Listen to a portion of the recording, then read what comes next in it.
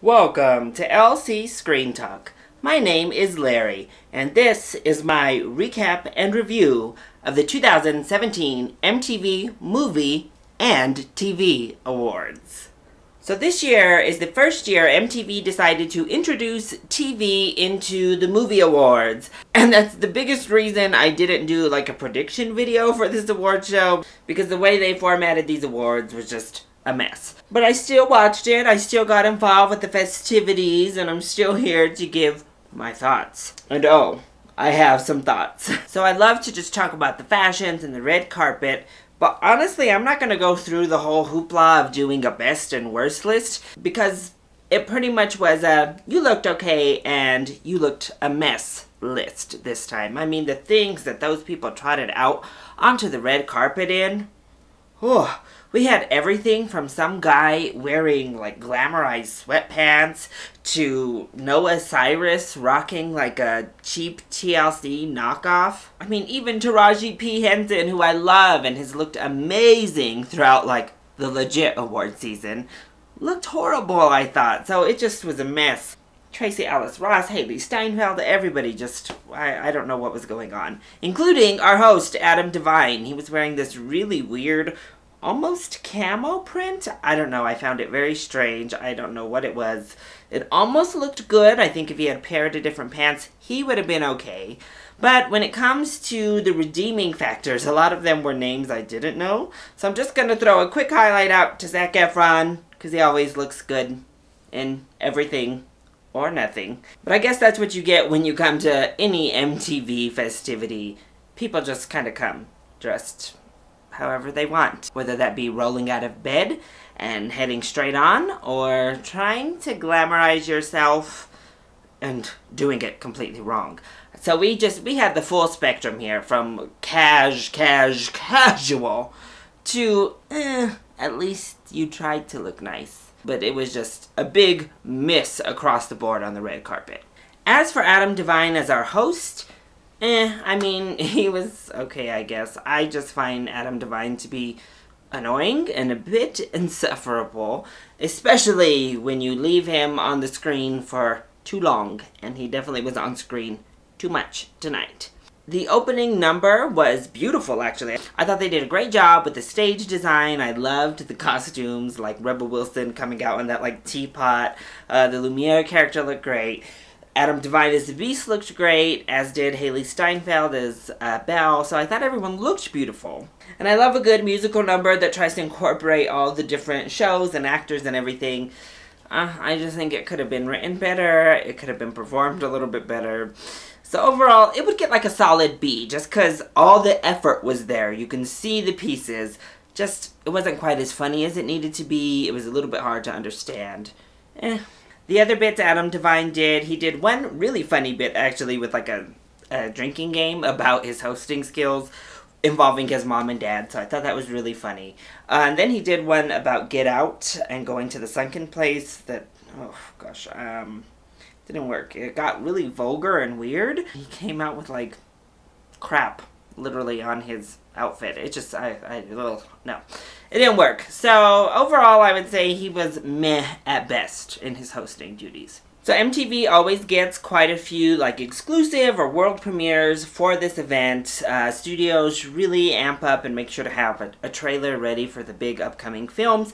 That was no different here. So let's go ahead and just kind of quickly run down each of the new spots we got and the new trailers or just little tidbits we received. Kind of talk about if they worked or not. First up was Spider-Man. I actually did really enjoy Tom Holland and Zendaya's interaction on the stage, and I really liked the clip they showed. This was much more focused on the characters and focused on like the humor, high school aspect of the upcoming film. We didn't get all that much action, but I thought this worked really well for this award show and for the target audience that watches this award show. Also, we've seen a lot of the action, and I think the action-heavy trailers have not worked as well for the Spider-Man film thus far. So I approved of their decision here. We also got the final Wonder Woman trailer. I loved it. I really thought it was great. This one did really focus on some action. It focused on a lot of the same style of action, but we finally got some new clips, some new little things added in here, and I really enjoyed the things they chose to show us. So the promotion team from Wonder Woman is under big fire right now because they chose to advertise through weight loss programs aimed at women. Not really a great message to send, not really a good choice for a feminist icon like Wonder Woman. I don't think that this trailer necessarily made up all that much ground for what was just lost, but I'm appreciating what these trailers have offered. I think they've offered up what the story is. I think they've offered up a small dose of the characters, given us a quick snapshot at least of who everybody is, who all the players are going to be, but I don't feel like I've been spoiled. I don't feel like I've seen the whole movie, which is great. I think part of that is that they've done a lot of the same shots, or the whole style seems very similar as to the trailers before, but it's refreshing to think I've seen quite a bit to get pumped and to get excited, but I haven't seen the whole film. Now, I don't know if that's going to be enough moving forward, so I have to say I'm just a little bit nervous with how they've unraveled this Wonder Woman campaign for the promotion, especially since they did such an amazing job with Suicide Squad. It's disappointing to see Wonder Woman not giving quite the attention to detail and effort that seemingly the last two have gotten. But the trailer was great, so definitely check it out. We also got an It trailer, and the cast of It came out. It was a really cool way of introducing it. They kind of like psyched you out that they were going to commercial, and then they started rolling that like weird shampoo commercial reel of Pennywise flipping his hair to the camera. The trailer itself was good. I think they were really targeting that Stranger Things crowd. It was much more about like the young kids' interaction and adventure. It had maybe like one scary moment in it, but it definitely wasn't aimed to scare. I think it was aimed to snatch that Stranger Things audience. And then Transformers also debuted a new spot, and then they had like a fun little promo near the beginning of the show, and I thought they were like 1 for 2. I actually thought the little promo they showed at the beginning was funny, with Optimus Prime getting like an English lesson on how to speak. It's very King's Speech-esque, and I thought it was a nice little interaction. It was something different from the Transformers promotional team. However, the actual trailer that they showed, I was just watching thinking, oh god, this is just full of Michael Bay humor. No. Please no. So, for me, that just cemented that this is going to be another Transformers movies like the others we've received. It's going to be a cheesy, bloated Michael Bay Transformers film. So, if you had your hopes high, I'd watch that last trailer and bring them back down to earth. Fast and Furious won the Generations Award, and I think this was a great time to release that award to them and honor that film franchise. I know a lot of people are haters and they don't really like it and they want it to end already, but it's been an ever-present franchise for all of my adult life and over half of my entire life. So for a franchise that is built on car racing and action to last and just kind of keep getting stronger or maintain strength for all of these years, it really is an amazing feat. And of course they had some beautiful nods to not only the franchise but Paul Walker that I thought worked really well. So I thought it was really beautifully done, and I think the franchise does deserve it. So I would also be amiss if I did not mention 2 people in particular that I just loved seeing there. First of all was RuPaul, who won an award tonight for Best Reality Competition. He and Michelle Visage looked wonderful, as usual, so I just loved seeing them there. And I love that he continues to really bring the art of drag to the forefront, to popular media, and it continues to reach out and reach new audiences. I think that's wonderful. The other was Maxine Waters. Congresswoman Waters has become quite the little celebrity since she said that Comey had no credibility.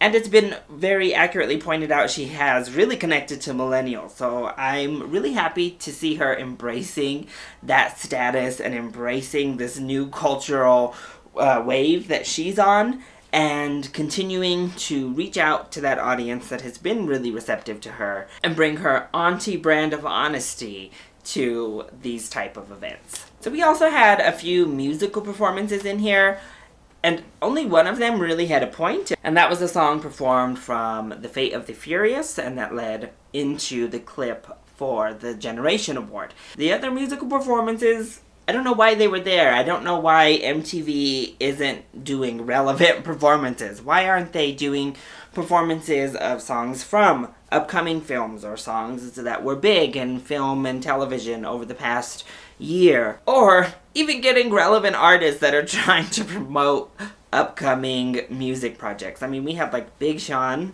I like Big Sean well enough, but I didn't need that. And then we had Noah Cyrus. And can I just ask, why are we trying to make Noah Cyrus a thing? I just don't get it. I don't understand why I'm seeing her popping up at all these award shows. I mean, nepotism, yes, but can we not? So as for the actual awards themselves, if anybody watched for those, I do like that they just did actor in a movie and an actor in a television series, so there was no female and male categories. Everybody was just lumped in. They made it a little bit heavy-handed of a message to begin with, aided by Emma Watson's acceptance speech, which had a good message in there and it had something really positive to say, but Emma Watson just, she didn't deliver it. She didn't deliver it in like a motivational way. It kind of was like a stumbling along. She looked great though, but I definitely would have given actor in a film to Hugh Jackman. I think he was deserving of that award. But Emma Watson, you go girl. But Hugh Jackman got revenge with Daphne King in winning Best Duo for Logan. Also very well deserved. I was shocked but excited that Moonlight won for Best Kiss. Of course, I'm always happy when the LGBT community gets represented at these types of things. And if you can beat out Zac Efron in a kissing scene, especially for the MTV Movie Awards, you're doing something right. So I was really happy to see that. And I thought they had a great message to young actors, and specifically young actors in minority communities that may feel boxed into something or may feel like they can't venture out into more daring roles like this. I thought it was a really wonderful message that the actors gave.